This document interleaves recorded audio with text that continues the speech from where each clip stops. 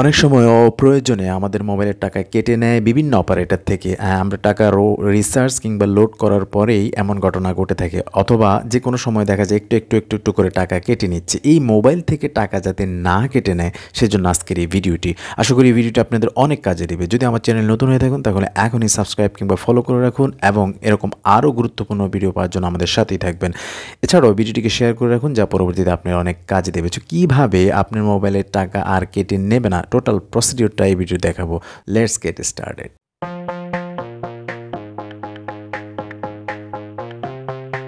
First of all আপনি আপনার মোবাইলের কিপ্যাডে চলে আসবেন। প্রথম যে দুইটি অপারেটরের সমাধান দেখাবো সেটা হলো এয়ারটেল এবং রবি। আপনার এয়ারটেল এবং রবি ফোন সিম থেকে যদি টাকা কেটে নেয় তাহলে এর সমাধানটা দেখে নিন। ফার্স্ট অফ অল আপনার মোবাইলের যে কিপ্যাড রয়েছে আমি আপনাদেরকে সেটা দেখিয়ে দিচ্ছি। এই যে কিপ্যাড, এই কিপ্যাডে আপনারা সিলেক্ট করে নেবেন। নেওয়ার পর কী করবেন, প্রথমে স্টার লিখবেন। ওকে, স্টার, তারপরে 9 এবং হ্যাশ।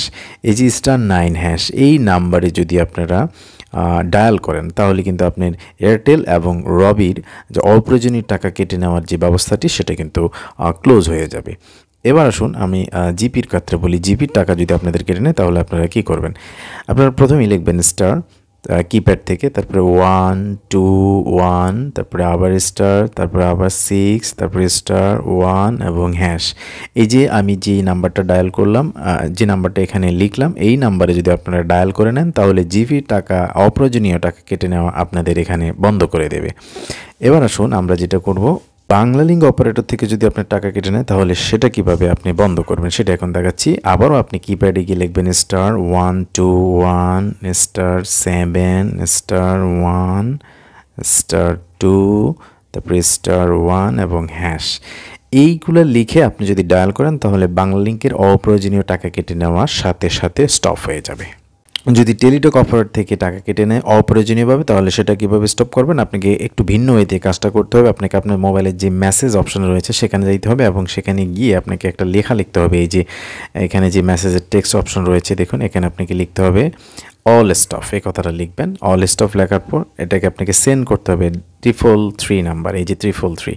হ্যাঁ, তো আপনি যদি অল স্টপ লিখে 333 এটা যদি আপনার মেসেজ অপশন থেকে সেন্ড করে দেন তাহলে কিন্তু আপনার মোবাইলের টাকা কাটাটা, অর্থাৎ এই অপারেটর থেকে যে অপ্রয়োজনীয় টাকা কাটা সেটা স্টপ হয়ে যাবে। এই 5টি অপারেটরের অপ্রয়োজনীয় কেটে নেওয়া টাকা আপনি কীভাবে স্টপ করবেন আপনার এই ভিডিওতে সেটাই দেখালাম। আশা করি ভিডিওটি অনেক কাজে দেবে। এরকম আরও গুরুত্বপূর্ণ ভিডিও পাওয়ার জন্য চ্যানেলটির সাথেই থাকুন। কথা হবে আগামী ভিডিওতে অন্য কোনো গুরুত্বপূর্ণ বিষয় নিয়ে। সে পর্যন্ত সবাই ভালো থাকবেন। আল্লাহ হাফেজ।